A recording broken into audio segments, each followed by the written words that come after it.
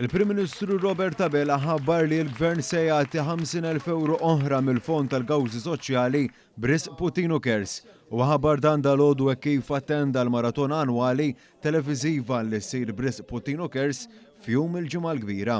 Mbagħad ilbieraħ billi tħassret il-mixja ta' Putino allokajna 50,000 euro oħra biex jagħmlu tajjeb għal fatt li dik il-mixja ġiet imħassra u propju ftit tal-minuti ilu illum tajna top-up ieħor ta' 50,000 euro oħra, jiġifieri 100,000 euro oħra mal-100,000 euro preċedenti u l-25 miljun euro preċedenti biex propju lil din l-laqda volontarja li qed tagħmel tantu tanġid meta l-pazjenti u l-familjari tagħhom ikunu għaddejjin minn mumenti daqstant ta' sfida.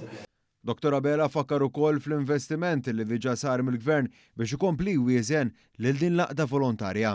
Tajna sinjal ukoll fl-investiment, l-investiment fiċ-ċentru għall-kura holistika fil-Mosta illi se jkun wieħed state of the art illi jara it-terapija ismu miegħu b'mod holistiku mhux biss il-kura li tingħata ma mbagħad l-aspett psikoloġiku u aspetti oħrajn illi jgħaddu minnhom il-pazjenti u l-familjari tagħhom.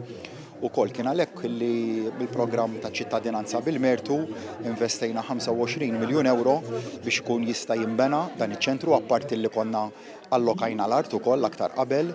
Il-Prim Ministru temm jappella l-ġenerożità tal-poplu biex ikompli jkontribwixxi għal din il-kawża ġusta hekk kif tenna li l-poplu dejjem huma l-okkażjoni u jagħmel id-tbatijiet ta' ħaddieħor tiegħu bħala valur b'saħħtu fis-soċjetà.